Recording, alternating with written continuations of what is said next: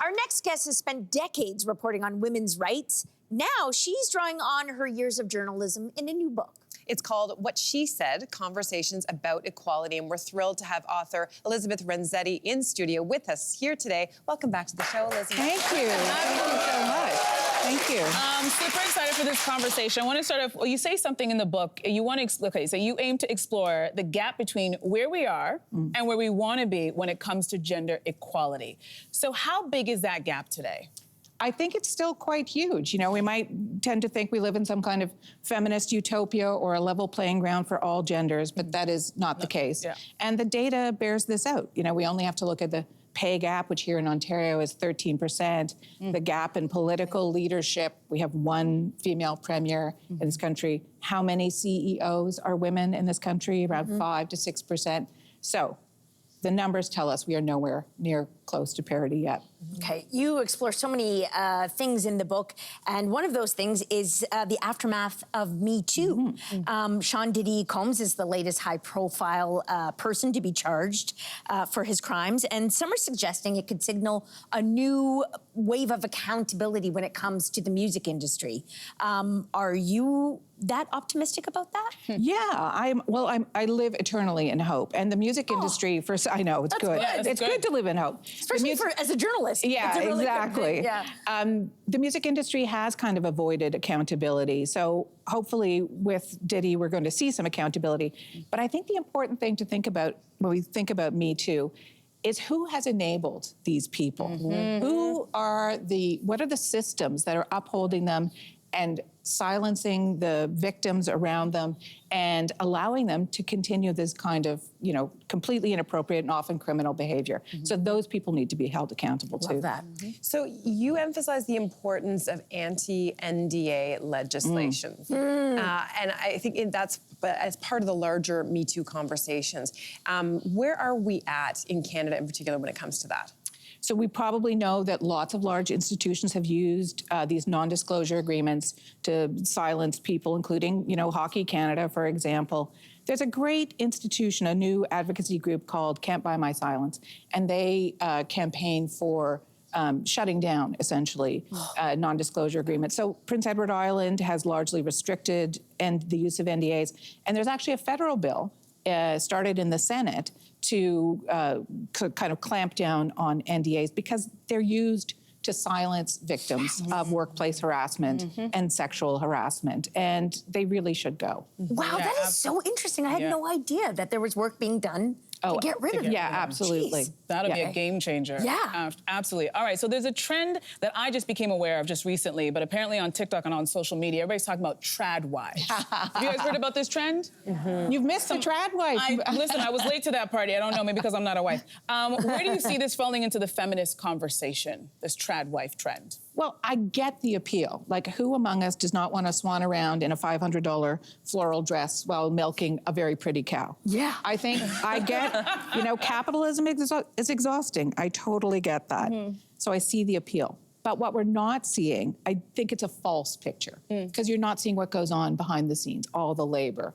So those trad wives are also, you know, at night they're building their brand partnerships and they're, you know, doing their mailers and things. It's a lot of work.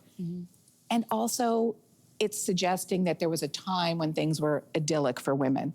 But really, we're talking about a time when you couldn't even have a credit card or sit on a jury. Or divorce your husband. Or divorce your husband. Or buy a home. Or buy a home. Or even vote. So I think the pretty picture is, in fact, kind of like dirty around the edges. Yeah, okay, interesting. So throughout your decades of covering women's issues, you say we've made the most progress on workplace sexual harassment. Where have we seen the most regression? I'm going to say in the areas of violence, so sexual violence and also domestic violence, which disproportionately harm women. There was a huge spike in domestic violence, sometimes called intimate partner violence, around the world during the pandemic, and that has not died down. And we don't even really know the scope of the problem. It is so vast because it is so shielded in stigma and silence and shame for obvious reasons. And so we really need to have conversations and think about prevention in terms of how we conquer violence against women and children in this society. Yeah, yeah. Absolutely. You, throughout your career, have faced a lot of hateful pushback on your years of reporting on women's issues. Do you think it's gotten easier or harder for women to have these conversations today? Well, back in the bad old days, you know, somebody would have to actually write a letter, put a stamp on it, put it in the mailbox. And now they just sit at their computer. Yeah. Start typing away. Yeah, so I think women in particular in public life, if they're journalists, if they're politicians, if they're high profile, they face a huge amount of backlash online. And that is about silencing them. It's about telling them you don't belong in the public sphere and your opinions are invalid. And I think we really have to encourage women, especially young women, to speak up and feel comfortable talking about what is important to them. Yeah. Hear, hear. Great advice. Yeah. Absolutely. All right, so while you were writing this book, you became increasingly curious about one particular woman, one Taylor Swift. Yes. All right, so how do you see her fitting into this narrative?